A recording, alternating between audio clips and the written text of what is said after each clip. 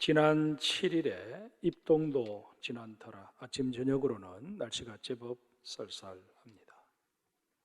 요즘은 대부분 아파트에서 사시니까 따로 월동 준비를 할 필요는 없을 것입니다.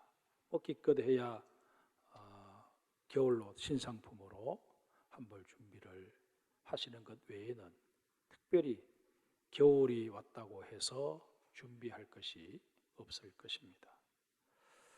하지만 가옥 대부분이 한옥 형태였던 그 시절을 떠올려 보면 이때쯤이면 어느 집 할 것 없이 겨울을 날 준비를 해야만 했습니다. 창호지가 발려있는 문은 구멍이 난 낡은 창호지를 다 뜯어내고 새로 바르는가 하면 김장을 보관할 항아리를 마당 한쪽 구석에 묶고자 구덩이를 파기도 했습니다. 아궁이를 사용하는 집에서는 장작을 많이 쌓아두고 또 연탄을 떼는 집에서는 창고 가득 연탄을 들여놓기도 했습니다.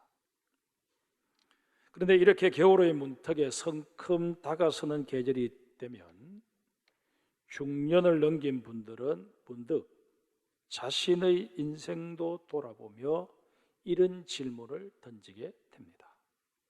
내 죽신을 위한 월동 준비에는 온통 신경을 쓰면서 진정 내 영혼을 위한 겨울 준비는 얼마나 하고 있나?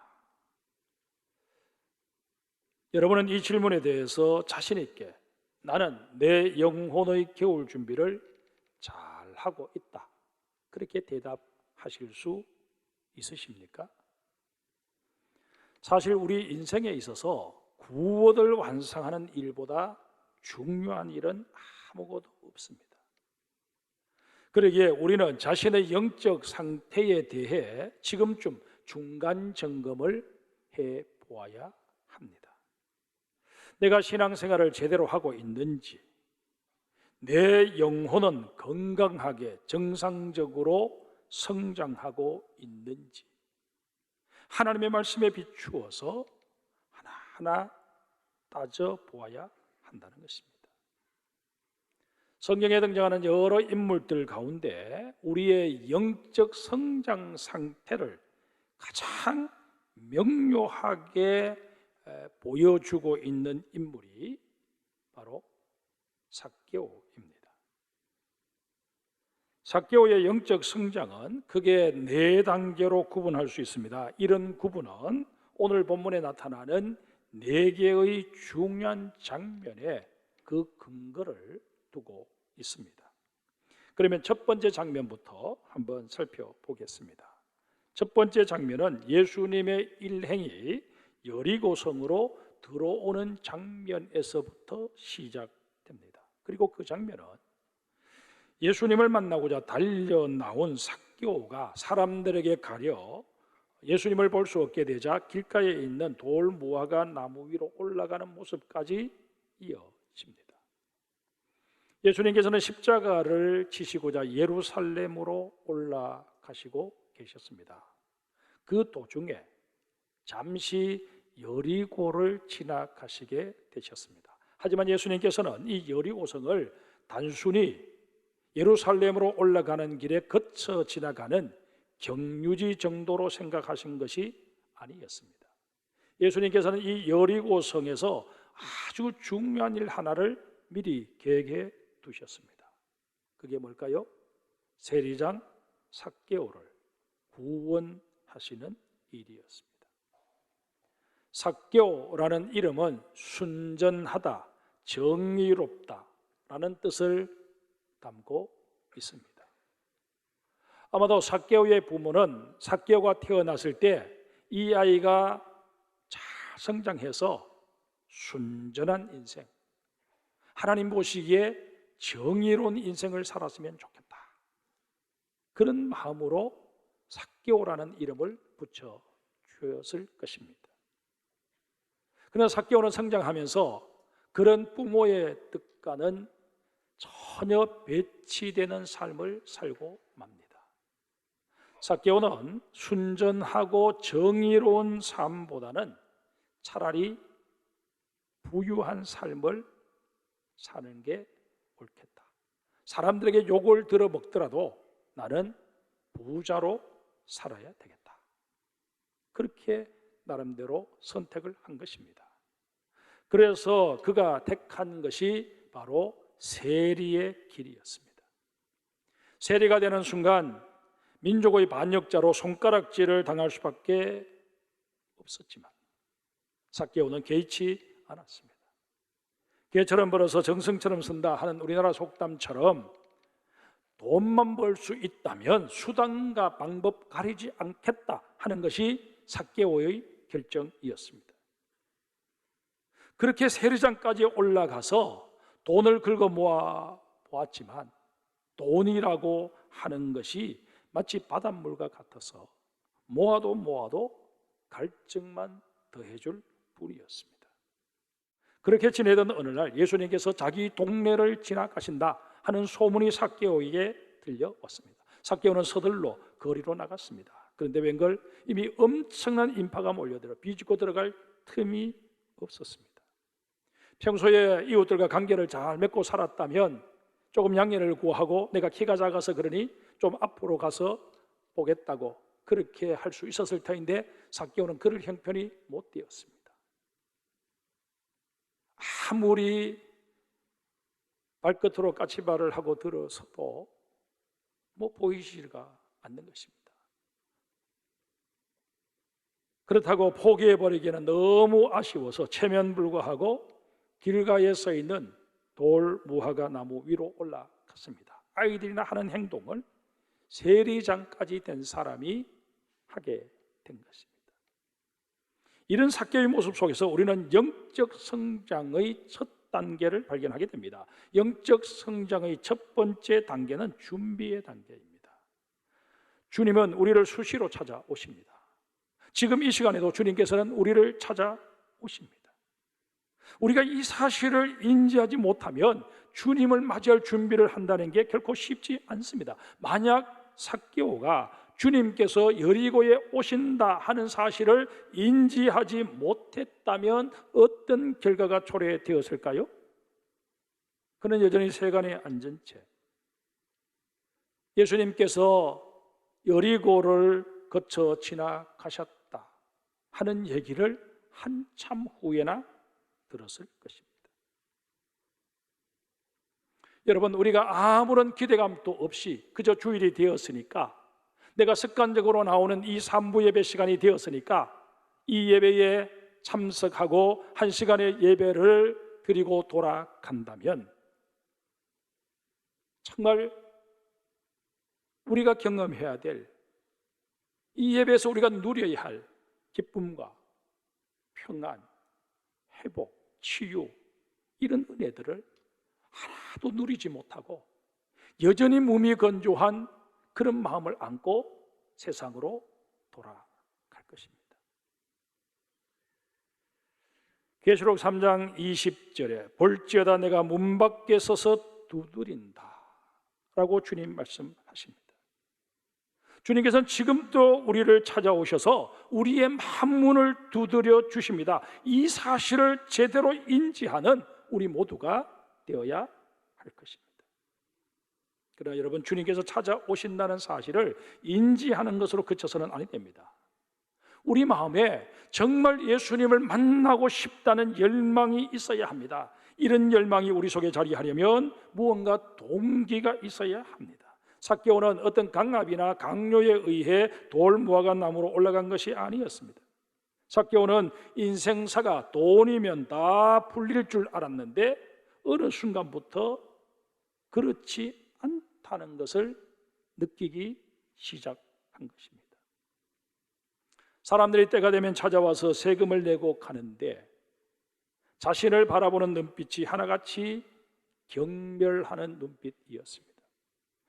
세리가 된 초창기에는 얼마든지 그것 정도는 무시하고 지낼 수 있었는데 점점 나이가 들고 또 세리로서 지낸 세월이 길어지면서 내가 언제까지 저런 눈빛을 받으며 살아야 하나? 삶이 힘겨워지기 시작했습니다. 지금은 고인이 되신 여류소설가 박완서 씨가 자전거 도둑이라는 어른들을 위한 동화를 쓴 적이 있습니다.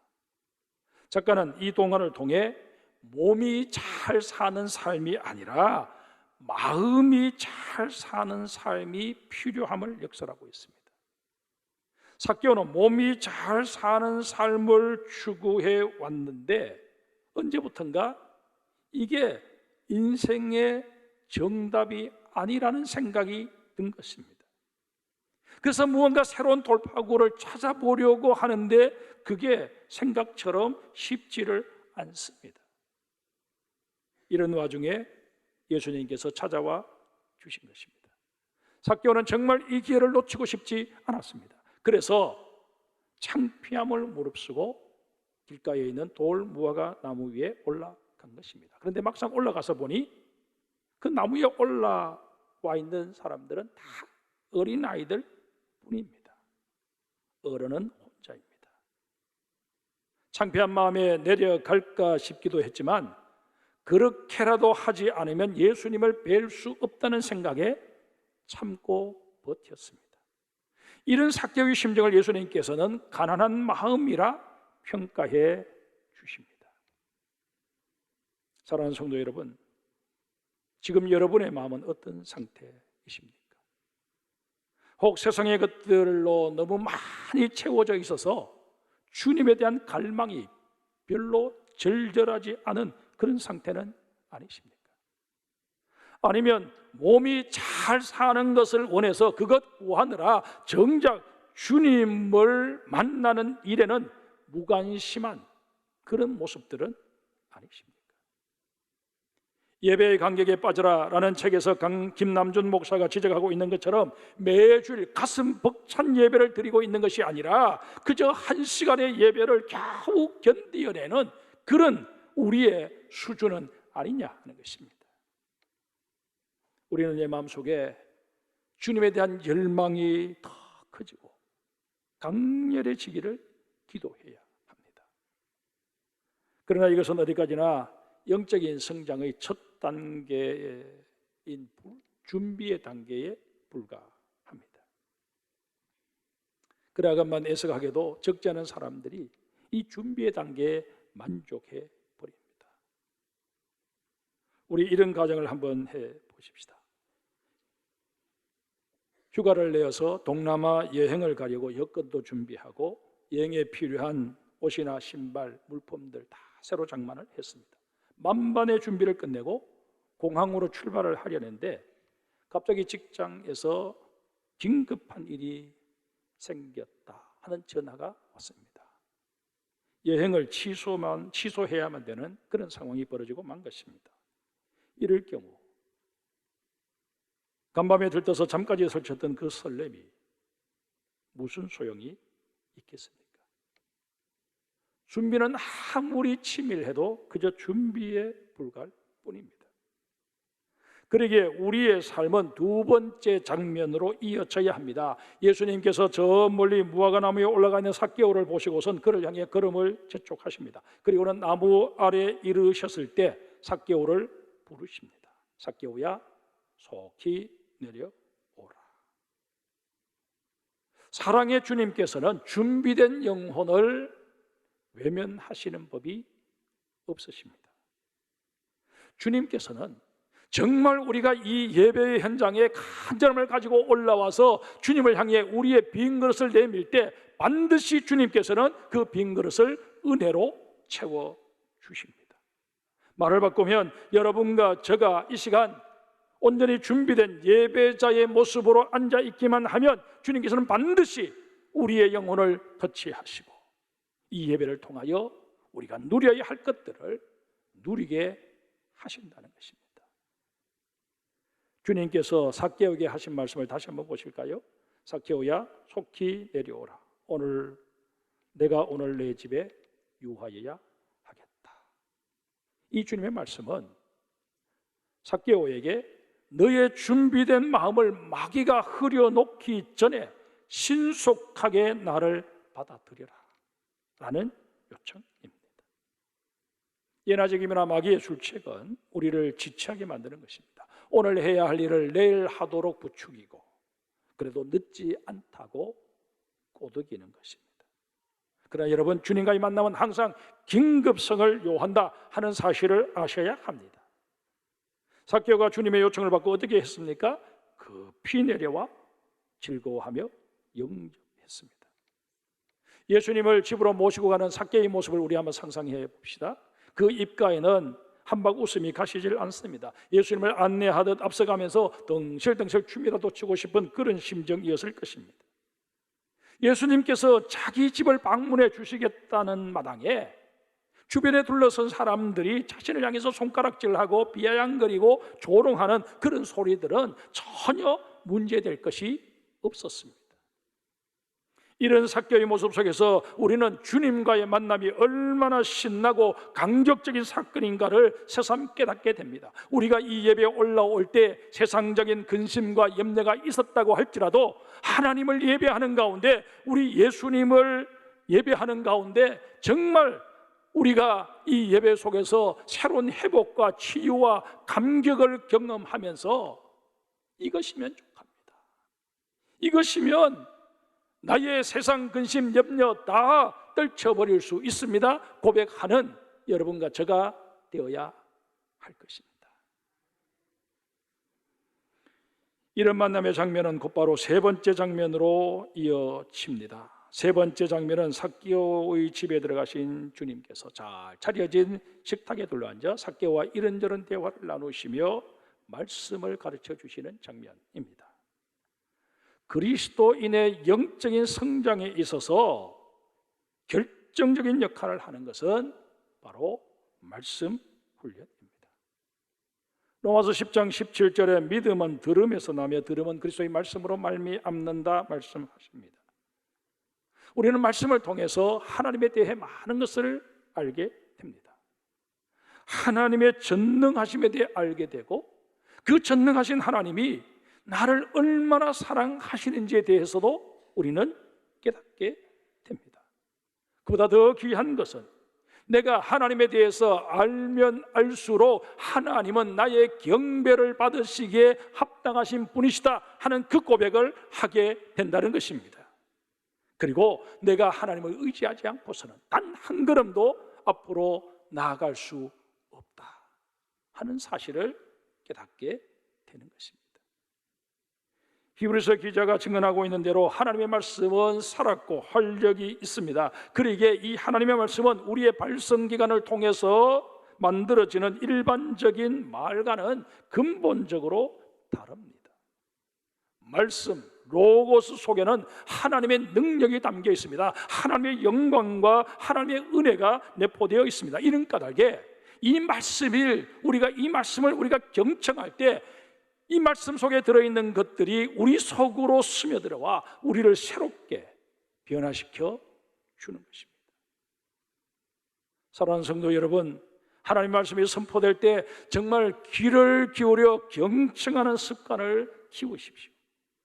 하나님의 말씀을 읽을 때도 집중해서 정독하는 그런 습관을 가져보십시오.